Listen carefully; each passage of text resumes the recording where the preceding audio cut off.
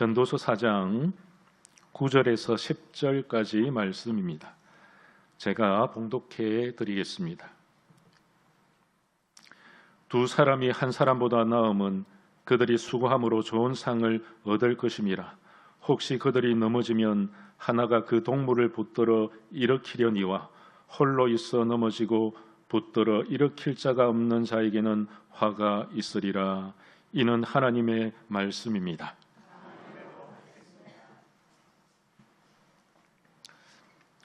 오늘 진영자매가 와서 굉장히 기쁩니다. 휠체어를 타고 왔음에도 불구하고 하나님께서 엄청난 포크수 같은 은혜를 더하여 주실 줄 믿습니다. 저는 강단에 설 때마다 사실 떨립니다. 여러분들 때문에 떨리는 것이 아니라 하나님 때문에, 하나님 앞에 자신의 실존을 드러내고 하나님의 또한 실존을 경험하기 때문에, 하나님이 두렵고 떨리기 때문에, 하나님께서 나를 어떻게 보실까 하는 그 두려움, 떨림, 그럼에도 불구하고 이 죄인들이 이렇게 설 수 있는 것은 하나님의 은혜가 있기 때문에, 하나님의 사랑이 있기 때문임을 믿으시기를 소망합니다. 예수님을 믿고 나면 근본적으로 변화받는 것이 있습니다. 그것이 바로 우리 인간의 가치관입니다. 우리 인간의 가치관이 예수님을 믿기 전에는 세상에 끌려다녔습니다. 세상의 가치관, 세상의 성공주의, 세상의 만몬주의, 그 가치관에 의해서 끌려다니던 인생이 예수 그리스도를 믿음을 통해서 우리의 가치관이 완전히 달라지는 것이죠. 하늘의 가치관, 하나님의 시각으로 세상을 바라볼 수 있다는 것입니다. 예수 그리스도의 복음을 믿음을 통해서, 그 은혜를 통해서 그 놀라운 사랑을 체험하게 될 때에 우리는 관계 형성도 바뀌게 됩니다. 성공주의를 향하여 달려갔던 우리의 모습들, 어떻게 하면 위에 설 수 있을까? 어떻게 하면 내 이름을 높일 수 있을까? 그런 관계적인 속에서 우리는 무엇을 추구합니까? 짓밟고 일어서는 것, 그런 방법들, 그러면서 세상의 리더십을 공부하게 되어집니다. 하지만 예수 그리스도를 내 마음에 모시게 되어지면, 내 심령 속에 성령님을 모시게 되어지면 우리 인생의 관계가 달라진다는 것이죠. 섬기는 관계, 붙들어주는 관계, 쓰러지면 일으켜 세워주는 관계, 예수님을 닮아간다는 것입니다. 과거에는 세상을 쫓아서 살아갔는데, 세상의 가치관으로 살아갔는데, 세상의 시점으로 살아갔는데, 이제는 하늘의 시점, 하나님의 관점, 예수님이라면 어떻게 하셨을까? 우리는 예수님의 그 눈으로 세상을 바라보고 예수님의 심장으로 살아가게 되어지더라는 것이죠. 그러므로 저와 여러분들이 예수님을 믿었다면 어떻게 해야 될까요? 주님의 심장으로 살아갈 수 있어야 되는 것입니다. 이 은혜를 받은 사람은 이 세상을 살아가면서 은혜를 나눌 수가 있어야 되는 것입니다. 이것을 가리켜서 우리는 영적 질서라고 이야기합니다. 우리는 세상을 살아가면서 영적 질서가 없이 살아갔습니다. 무개념으로 살아갔습니다. 개념 없이, 질서 없이. 그런데 예수님을 믿고 나면 영적 질서가 정리가 되어집니다. 내가 이 영적 세계 속에서 어떻게 기도해야 될지, 어떻게 섬겨야 될지, 어떻게 예수님을 믿어야 될지에 대한 영적 체계가 잡혀지게 되는 것입니다. 솔로몬 왕이 처음에는 그랬습니다. 하나님의 은혜를 받았고, 그리고 무엇보다도 지혜를 받았고 부귀영화 공명을 다 누렸지 않습니까? 첫 시작은 질서 있는 시작이 되었습니다. 하나님께서 이 솔로몬의 1000번제를 기뻐 받으시고 이 솔로몬에게 지혜뿐만 아니라 부귀영화, 물질, 명성까지 다 주셨습니다. 그런데 시간이 지나면서 그의 영적 질서는 파괴됩니다. 왜 그랬을까요? 하나님의 말씀을 쫓아서 살아가지 않았기 때문에, 자기의 마음을 쫓아서 살아갔기 때문에, 그래서 하지 말라던 정략 결혼을 하게 됩니다. 그러면서 우상신들이 이 이스라엘로 들어오게 되지요. 우상 숭배자가 되어지고, 나중에는 이 이스라엘이 12조각으로 나눕니다. 위에는 10조각, 아래에는 2조각, 북이스라엘과 남유다로 갈라지게 되는 것이죠. 하나님의 말씀을 쫓아서 살아갈 때에는 영적인 질서가 잡혀 있는데, 내 마음대로 살아갈 때에, 세상의 법칙대로 살아갈 때에는 이 모든 영적인 질서가 파괴될 수밖에 없다는 것입니다. 그런데 이제 느지막하게 나이가 들어서 자기의 인생을 정리하는 그 순간에 문득 두려움이 찾아옵니다. 내가 참 잘못 살았다. 하나님의 말씀을 가지고 말씀대로 순종하지 않고 내 뜻대로 살았다. 우상을 숭배했고 여인들의 치마폭에 쌓여서 하나님의 말씀을 듣지 못하고 나의 고집과 나의 아집대로, 그리고 나의 명성을 추구하고 부귀영화를 위해서 살아왔던 이 솔로몬, 나는 참 잘못 살았다. 그런데 사실은 죽음 앞에서 두려워서, 하나님의 심판이 정말 무서워서, 여러분 그렇게 해서라도 회개하고 돌아와야 되지요. 그런데 인생 말년 이 솔로몬이 자기 자신의 걸음을, 인생의 여정을 뒤돌아보면서 이래서는 안 되겠다.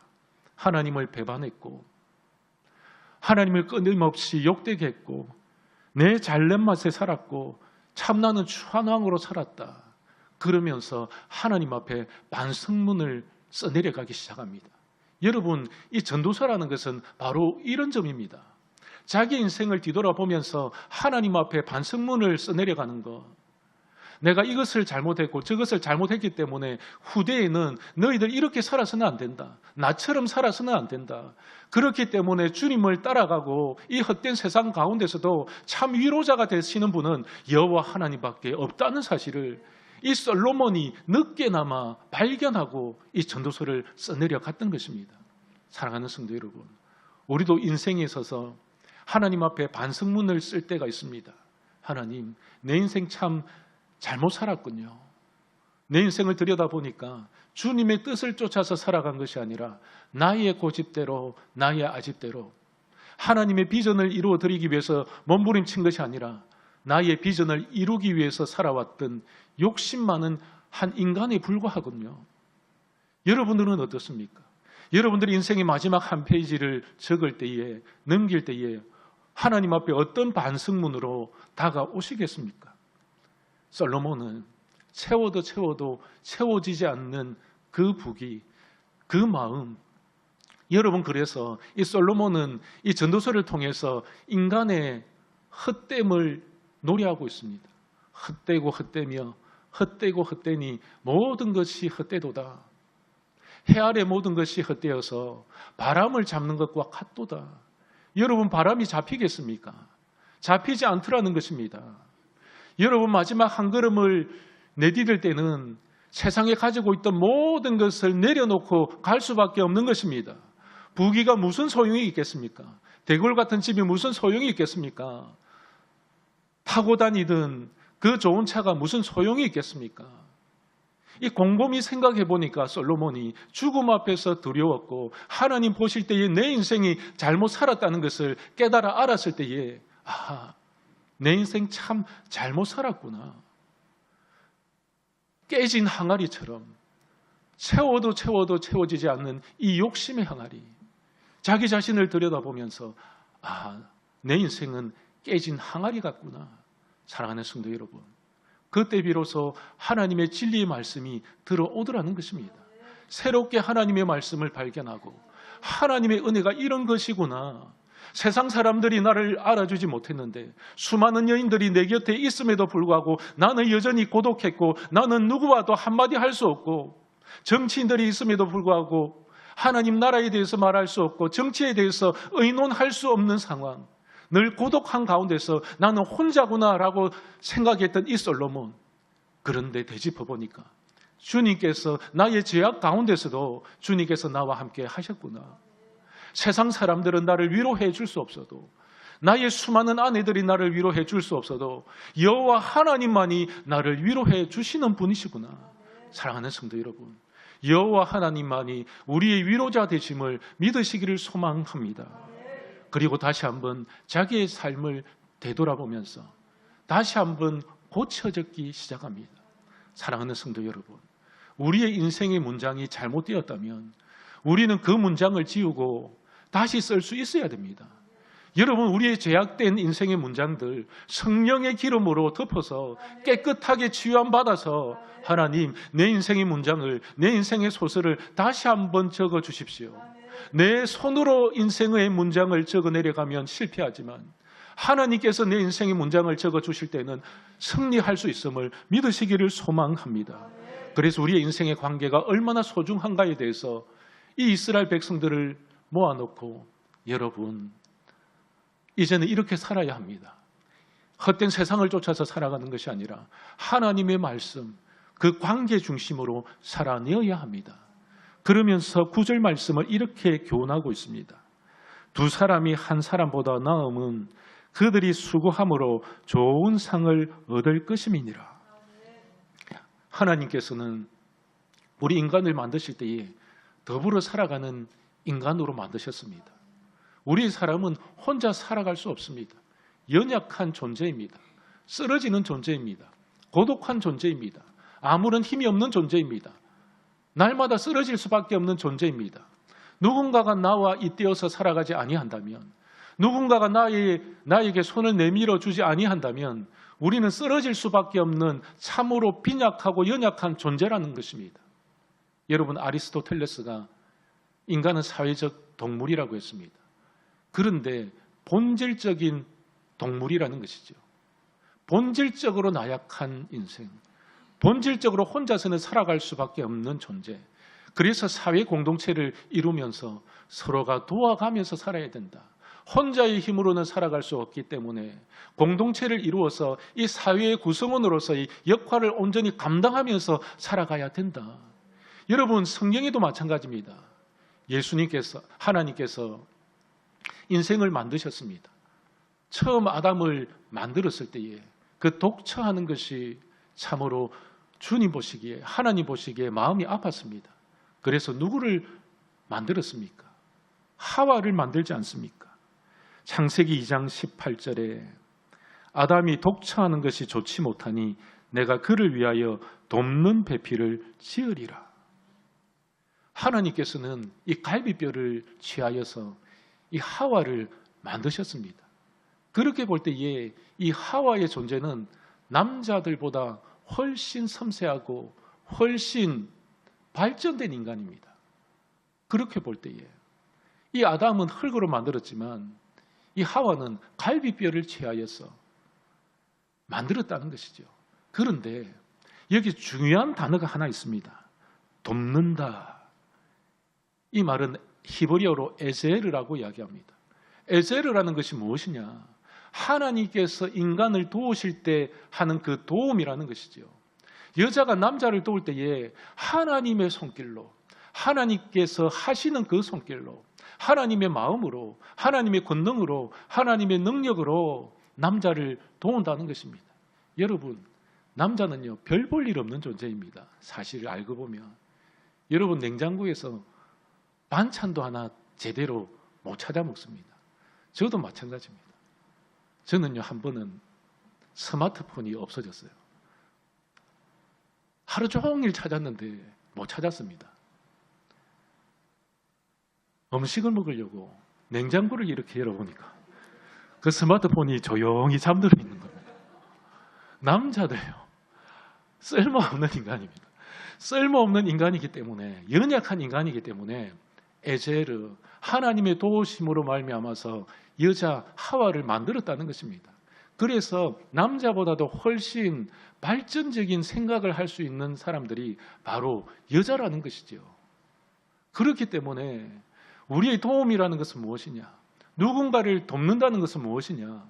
나의 욕심이나 내 인생의 잣대나 나의 경험이나 상식으로 남을 돕는 것이 아니라, 나의 유익을 쫓아서 돕는 것이 아니라 하나님의 마음으로, 하나님의 손길로, 하나님의 가치로 인생들을 도울 수 있어야 된다는 것입니다. 사랑하는 성도 여러분, 우리가 남을 도울 때에 하나님의 마음으로 도울 수 있는 믿음의 백성들 다 되시기를 소망합니다.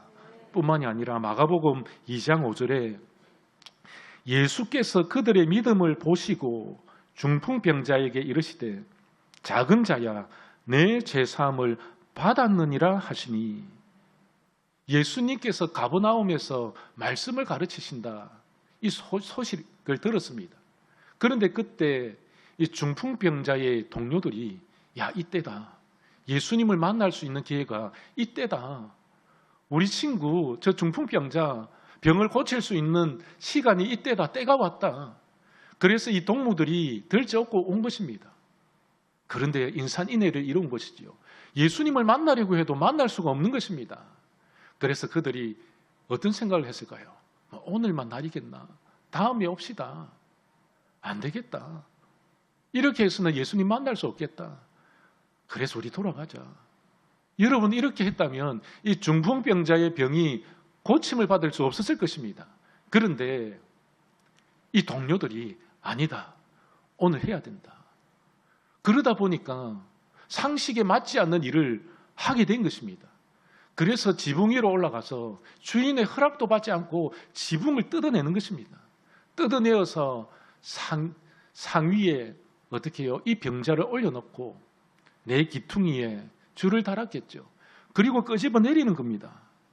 여러분 한번 상상을 해보십시오. 주인의 허락도 받지 않았는데 상식에서 벗어난 일, 아니 저 어처구니 없는 일을 어떻게 저 사람들이, 예수님이 계신데 주인의 허락도 없이 미친 사람들 아니냐, 소리를 질렀을 것입니다. 그리고 이 병자가 주님 앞에 왔습니다. 근데 예수님께서는 이 병자를 치유해 주셨습니다. 예수님께서 그들의 믿음을 보시고 이르시되 작은 자야 내 죄사함을 받았느니라. 사랑하는 성도 여러분, 이 작은 자였던 이 중풍병자는요, 자기 자신의 병만 고친 것이 아니라 구원까지 받았다는 것입니다. 그런데 자기의 의지가 아니었습니다. 친구들의 의지가 있었다는 것이죠. 예수님께서 저들의 믿음을 보셨다는 것은 중풍병자의 믿음만 보신 것이 아니라 이 동료들의 믿음을 보셨다는 것입니다. 저들이 저렇게 이 동료를 사랑하는구나, 저 병자를 사랑하는구나, 고치기 위해서, 병을 고치기 위해서 시간을 내어서 저렇게 미친 자처럼 열정을 가지고 진심을 다해서 고치려는구나. 예수님께서 그 중심을 보셨다는 것입니다. 믿음을 보셨다는 것입니다. 사람들은 저 중풍병자와 동료들을 보았을 것입니다. 아니 저래서는 안 되는데. 그런데 예수님께서 보신 것은 그 행위를 본 것이 아니라, 그 사람들을 보는 것이 아니라 그 사람 속에 있는 믿음을 보셨다는 것입니다. 사랑하는 성도 여러분, 우리는 부족하고 연약한 존재입니다. 하지만 주님께서는 우리의 믿음을 보실 줄 믿으시기를 소망합니다. 그래서 믿음대로 이루어지는 것이 성경의 원리라는 것이죠. 우리는 이 공동체 가운데서 때로는 우리의 자녀들이, 여러분들의 자녀들이 교회에 나오지 않습니다. 신앙생활 참 열심히 했는데 그러면서 마음이 아픕니다. 돌아와야 되는데, 함께 해야 되는데, 그렇지 않습니까? 남편이 빨리 하나님 품으로 돌아와야 되는데 더 늦기 전에, 그러면서 안타까워하지 않습니까? 우리는 늘 그렇습니다. 교회 안에서도 연약한 자를 바라보면서, 쓰러진 자를 바라보면서 주님께로 와야 되는데, 저렇게 방황하면 안 되는데, 여러분 그 믿음의 기도를 하나님께서 들으신다는 것이죠. 가족들의 기도를 통해서, 우리 교회의 기도를 통해서 한 영혼을 천하보다도 귀하게 여기시는 여호와 하나님께서 우리의 믿음을 보시고 고쳐주시고 바른 길로 인도해 주시더라는 것입니다. 이탈한 믿음에서 이탈한 가족들을 위해서 기도하시는 여러분 절망하지 마십시오. 실망하지 마십시오. 끝까지 하나님을 붙들고 기도할 때에 성령의 역사가 일어나는 것입니다. 그리하여서 너의 믿음을 보고 너의 자녀들을 내가 구원해 주겠다. 사랑하는 성도 여러분, 이것이 복음 아니겠습니까? 나의 힘으로는 할 수 없지만 하나님의 힘으로 할 수 있는 것, 그것이 복음인 것입니다. 예수 그리스도를 믿음을 통해서 우리가 의로워지는 것, 이것이 바로 성경의 원리라는 것입니다. 우리 인생은 홀로 살아갈 수 없기 때문에 누군가가 필요합니다. 그래서 10절에 이같이 말씀합니다. 혹시 저희가 넘어지면 하나가 그 동물을 붙들어 일으키려니와. 우리 인생에 넘어질 때가 있다는 것이죠. 우리가 연약하여서, 우리가 힘이 없어서 인생을 살아갈 때에 바닥에 내려앉는 그 고통, 인생의 부도가 나서 어디로 가야 될지 알지 못하는 그 연속적인 파도와 같은 그 고난 가운데서 우리는 주저앉을 수 있다 하는 것입니다. 그런데 누군가가, 나의 동료가 손을 내밀어 준다. 여러분, 그것보다 더 귀한 일이 어디 있겠습니까? 그것보다 살맛 나는 인생이 어디 있겠습니까? 그런데요, 여기 보면 중요한 단어가 하나 있습니다. 그것이 무엇이냐? 넘어진다는 것입니다. 이 넘어진다는 것은 두 가지의 의미가 있습니다. 하나는 가볍게 넘어지는 것, 길을 가다가 돌부리에 걸려서 넘어지는 것, 그러면 뭐 툴툴 털고 다시 일어설 수 있습니다. 우리 인생이 그렇지 않습니까? 작은 것에 넘어졌을 때 일어날 수 있습니다. 그런데 큰 일에 넘어질 수 있습니다. 오늘 이 말씀은 어떤 상황에서의 말씀이냐? 전쟁터에서 전우가 총에 맞았습니다. 쓰러졌습니다.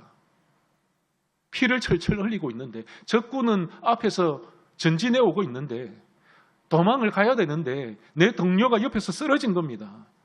그때 여러분 어떻게 해야 되느냐? 이런 질문을 하는 겁니다. 그런데 진짜 사랑이 있는 사람, 믿음 있는 사람, 동료에 대한 애착이 있는 사람, 그 사람이 이 동료를 어떻게 합니까? 들쳐 없습니다. 이렇게 세워줍니다. 그 빗발치는 참호 가운데서 어떻게 합니까? 내 목숨을 내어놓고서라도 옆 사람을, 내 동료를 이렇게 세워서 그러다가 죽습니다. 내 동료가 엎인 채로 죽은 겁니다. 그러면 시체라도 그냥 던져놓고 혼자 살아야 되지 않겠습니까? 그런데 여기서 붙들어주는 것이 무엇입니까? 죽은 시체라도 내가 업고서 고향의 땅으로 돌아가자. 이것이 붙들어준다는 것입니다. 사랑하는 성도 여러분, 사망을 했음에도 불구하고 시체라도 내 동료이기 때문에 그 사랑하는 마음으로 끝까지 지켜낼 수 있는 사람. 여러분, 그리스도인이 이런 마음을 가져야 됩니다. 교회 안에서 쓰러진 영혼들이 있습니다. 피를 철철 흘리면서 영적 전쟁터 가운데서 실패하고 넘어져서 깨져서 우는 사람들이 있습니다. 그런데 우리는 이기적으로 우리의 삶만 바라보고 나의 갈 길만 간다. 나만 살면 된다. 여러분, 이것은 그리스도인의 정신이 아니라는 것이죠. 여기서 말하는 붙들어 주신다는 것은 마치 예수 그리스도께서 십자가에 못 박혀 죽으심으로 죄인된 우리 인간을 지옥에서 건져내시기 위한 그 붙드심이라는 것입니다. 사랑하는 성도 여러분, 우리도 그렇게 붙들어야 되지 않겠습니까? 우리가 사랑하는 성도들이기 때문에, 나의 동료이기 때문에, 나와 함께 그리스도의 길을 걸어가는 사람이기 때문에 어깨동무해주고 넘어지면 이렇게 세워주고. 여러분, 라이언 일병 구하기라는 영화를 보셨습니까? 저도 이 영화를 보면서 사실은 고구마를 한 수십 개 먹는 느낌이 들었습니다. 한 명의 사람을 구하기 위해서 저렇게까지 물적, 인적 자원을 낭비해야 되나? 젊은 나이에는 그렇게 생각을 했습니다. 이 라이언 일병 구하기는 헐리우드 영화인데요. 2차 세계대전 이 종식이 선언되는 그 당시 1944년 6월 6일 노르망디 상륙작전, 그때에 실종된 병사 하나가 있었습니다. 그 병사가 바로 라이언이었습니다. 라이언 일병이었죠. 근데 이 동료를 구하기 위해서 미국이 움직이기 시작합니다. 미국 행정부의 특별한 임무, 특임을 받고 특별한 군사들이 조직이 되어집니다. 인적, 물적 자원이 투입이 됩니다. 엄청난 국가적 손실을 눈에 두고서도, 인적 자원이 무너져 내리면서도 이 한 명의 영혼을 구하기 위해서, 나의 동료를 구하기 위해서 그 전장 속으로 다시 뛰어 들어가는 것입니다. 그 영화를 보면서 엄청난 희생이 따릅니다. 꼭 저렇게만 해야 되나? 저렇게 낭비해야 되나? 한 사람 때문에. 우리는 그렇게 생각할 수 있습니다. 그런데요, 이것을 가리켜서 거룩한 낭비라고 말씀합니다. 예수님께서는 이 땅 가운데에 죄악의 구렁텅이 속에 있는 우리를 건져내기 위해서 하늘의 우편 보좌를 다 버리시고 이 죄악 많은 이 죄악의 전쟁터 가운데에 예수님께서 참전 용사로 오셨습니다. 그리고 우리를 들쳐업고 우리를 건져주시고 예수님께서는 장렬하게 십자가에서 죽으셨습니다. 여러분, 이것을 어떻게 설명하겠습니까? 합리적이지 못합니다. 우리 인간의 눈으로 봤을 때는 예수 그리스도의 십자가를 설명할 길이 없습니다. 합리적이지 못한데요. 그런데 하나님의 마음은 달랐습니다. 어떠한 하늘나라의 희생을 치르더라도 한 영혼을 구원하기 위해서 얘야 네가 가야 된다. 아들아 네가 가야지. 예수님께서 왜 오셨겠습니까? 저와 여러분들을 이 참호 속에서 죽어가고 있기 때문에 이 죄악의 적진으로 주님께서 침투해 오셨다는 것입니다. 그리고 죄악을 멸하시고 승리하신 예수님. 사랑하는 성도 여러분, 교회는 이런 곳이 되어야 합니다. 교회는 피를 흘리면서 죽어가는 영혼들을 향해서 우리는 손을 내밀어 주어야 합니다. 우리의 어깨를 내밀어 주고 우리의 등을 비워 주어야 합니다. 그렇게 했을 때에 하나님께서 그 교회를 통해서 하나님 나라를 이루게 하시는 겁니다. 하나님 나라는 여기 있다 저기 있다가 하는 것이 아니요, 너희 안에 있다. 여러분, 너희 안에 있다는 것이 무엇일까요? 우리의 마음속에 있다는 것이 아닙니다. 너희들 가운데 있다. 너희들 삶의 현장 가운데 있다. 너희들 관계 가운데 있다. 너희들이 정말로 하나님 나라를 안다면은 사랑해야 된다. 품어줘야 한다. 이렇게 세워줘야 한다. 예수님처럼 살아내어야 한다. 사랑하는 성도 여러분, 우리 교회가 하나님 나라가 임하는 장소가 되기를 소망합니다. 그렇게 했을 때에 교회는 소망이 있는 것입니다. 세상의 방식은 상대방이 넘어질 때까지 기다립니다. 발을 걸려 넘어지게 하고 함정을 파고 온갖 권모와 술수가 난무하는 곳이지 않습니까? 짓밟아야 일어설 수 있으니까. 그런데요, 그리스도인들은 다릅니다. 예수님께서 산상수훈을 가르치실 때에 여러분 어떻게 했습니까? 원수조차도 사랑하라. 여러분, 그게 가능하겠습니까? 원수를 어떻게 사랑할 수 있겠습니까? 원수를 어떻게 내 동료처럼 사랑할 수 있겠습니까? 그런데 하늘의 가르침은 다르다는 것입니다. 세상의 가르침은 원수는 갚아라. 원수는 갚아야 된다. 밟아야 된다. 짓이겨야 된다. 네가 이겨야 된다. 그런데요, 네가 좀 져주라. 네가 좀 그 마음을 좀 헤아려 주라. 사랑하는 성도 여러분, 이것이 예수의 마음이고 예수의 심장으로 살아가는 그리스도인의 삶이라는 것입니다. 여러분, 우리는 그런 용기가 필요합니다. 나를 내려놓을 수 있는 용기, 동료를 일으킬 수 있는 용기. 우리 스스로는 부족하고 연약하지만 주님께서 나에게 손을 내밀어 주셨듯이 내가 그들을 향해서 손을 내밀어 줄 수 있는 사람. 그런데요, 인생에는 그런 사람만 있는 것이 아닙니다. 독불 장군도 있다는 것이죠. 혼자 살아가는 사람도 있습니다. 10절 후반절에 홀로 있어 넘어지고 붙들어 일으킬 자가 없는 자에게는 화가 있으리라. 도와줄 사람이 한 사람도 없는 사람, 나에게 손을 내밀어 줄 수 있는 그런 사람이 없는 사람. 자신의 인생을 돌아보니까 남에게 손 내밀어 준 적이 없거든요. 남을 위해서 자신을 희생한 적이 없습니다. 그러다 보니까 어떻게 해요? 자기를 일으켜 세워줄 수 있는 동료가 없다는 말입니다. 혼자라는 말입니다. 여러분, 인생의 낙제 점수를 받았다는 것입니다. 여러분, 이런 사람은 어떤 사람이냐? 나중에 화가 있을 것이다. 잘못 살았다는 것입니다. 누군가를 한 번도 도와주지 않고 누군가에게 한 번도 나의 손을 내밀어 주지 않는 사람, 그 사람을 가리켜서 홀로 있어 넘어지고 붙들어 일으킬 자가 없는 자에게는 화가 있다 말씀합니다. 여러분들의 인생의 성적표는 얼마나 되겠습니까? 여러분들이 이렇게 세워줄 수 있는 동료가 여러분들에게 있겠습니까? 예전에 이런 간증을 들었습니다. 아내가 교통사고를 당했습니다. 그래서 연락을 받고 이제 병원으로 찾아갔습니다. 수술이 한참 진행되고 있었죠.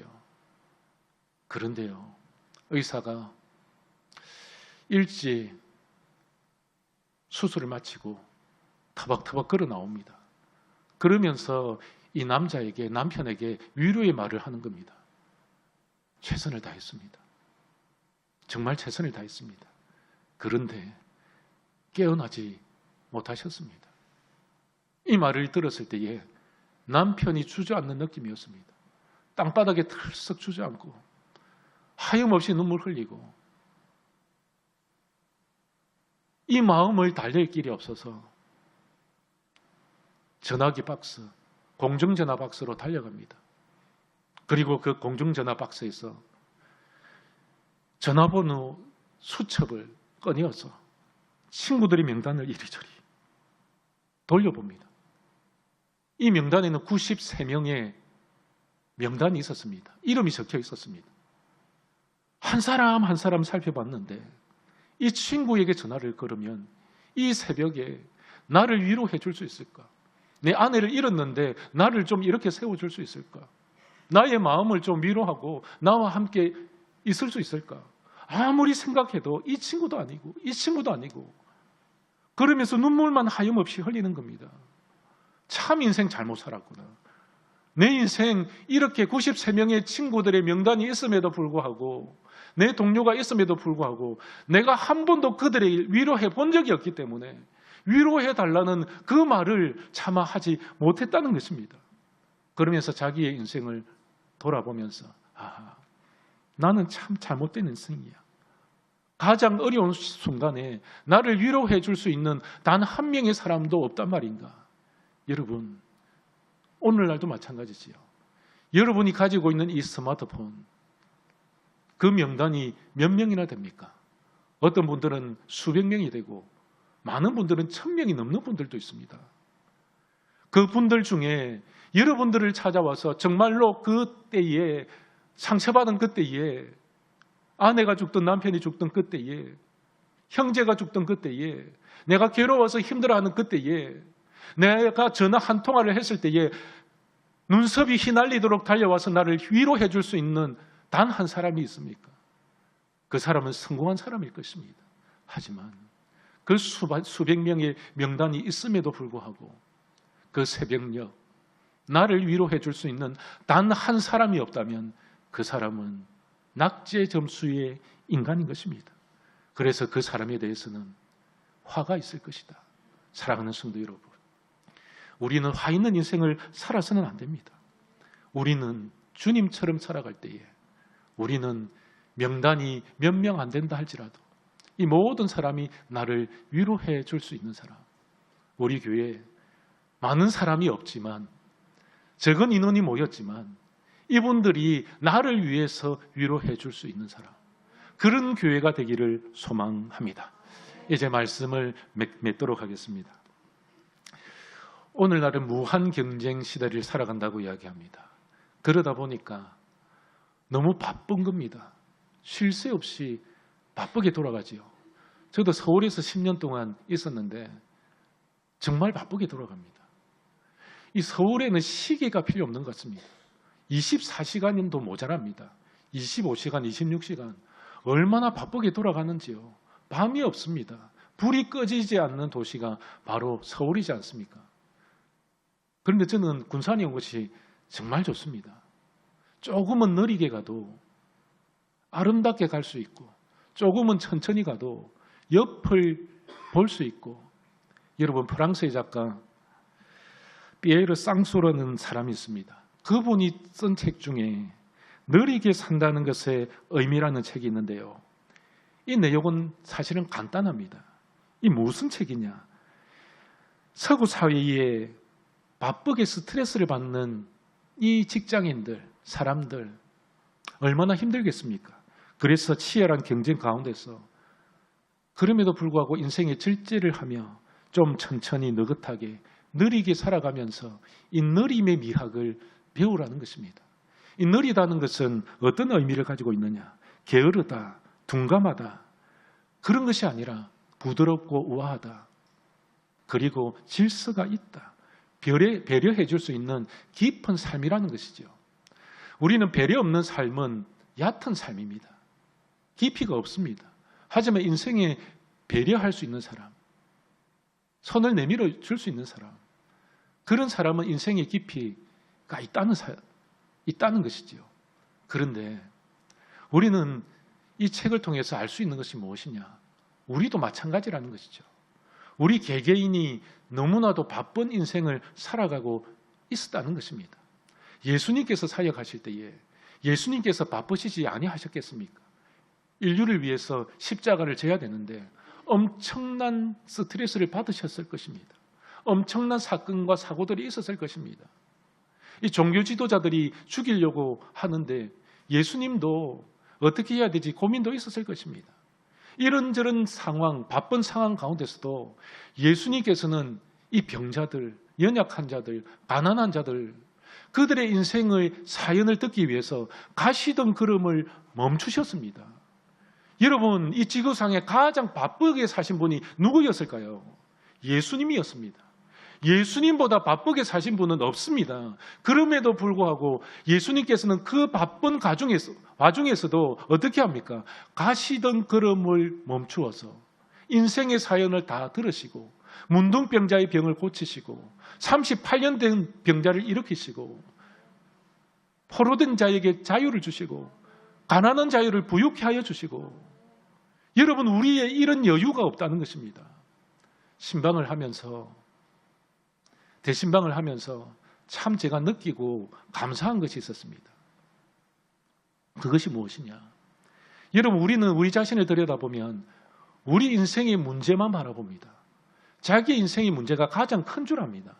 그런데요, 이 수많은 사람들의 인생 사연을 들여다보면, 우리 교회의 성도들의 인생 사연을 들여다보면 다 같이 힘들고 다 같이 어렵고 어떻게 저렇게 살아낼 수 있는가? 빨리 가면은 볼 수 없었던 것이 내 인생이 천천히 걸음을 걸었을 때에, 나의 삶의 보폭이 천천히 걸었을 때에, 나의 삶의 보폭을 장애인과 맞추었을 때에, 나의 삶의 보폭을 가난한 자와 맞추었을 때에, 나의 삶의 보폭을 쓰러진 자에게 맞추어 주었을 때에 그들이 보이기 시작하더라는 것입니다. 여러분, 이것이 예수의 마음입니다. 사랑하는 성도 여러분, 쓰러진 자 일으켜 세워주는, 넘어진 자 일으켜 세워주는, 나의 엄청난 희생이 따르더라도 예수님처럼 십자가를 지고 살아갈 수 있는 믿음의 백성들 다 되시기를 소망합니다. 살아계셔서 역사하시는 전능하신 하나님 감사드립니다. 나에게도 느림의 미학을 허락하여 주시옵소서. 빨리 걸어갈 때에는, 뛰어갈 때는 보이지 않았던 넘어지고 깨진 영혼들, 내가 천천히 그들과 보조를 맞출 때에 그들의 인생이 보이고 그들의 눈물이 보이고 그들의 상처가 보인다는 사실 앞에 감사할 수 있는 인생이 되게 하여 주시옵소서. 하나님, 치열한 경쟁 사회 속에서도 예수 그리스도의 정신을 잊어버리지 않고 하나님의 그 마음을 잃어버리지 않고 주님의 말씀을 쫓아서 살아갈 수 있는 하나님의 거룩한 백성들 되게 하여 주시옵소서. 성공을 위하여 살아가는 사람이 아니라 오히려 섬기며, 오히려 그들에게 손을 내밀어주며, 오히려 하나님 나라의 복음을 전할 수 있는 깊은 인생의 진리를 깨달은 하나님의 거룩한 백성 되게 하여 주시옵소서. 우리가 저 세상을 향하여 살아갈 때에도 나의 어깨를 빌려주고 나의 등을 빌려줄 수 있는 사람, 내 시간을 쪼개어서 나의 인생을 나눌 수 있는 그런 사람, 예수 그리스도의 사람임을 우리가 다시 한번 확인하고 쓰러진 자 일으켜 세워주고 넘어진 자 붙들어주는 하나님의 거룩한 백성이 다 되어질 수 있도록 주님 역사하여 주시옵소서. 감사를 드리오며 나사렛 예수 그리스도 이름으로 간절히 기도드립니다. 아멘.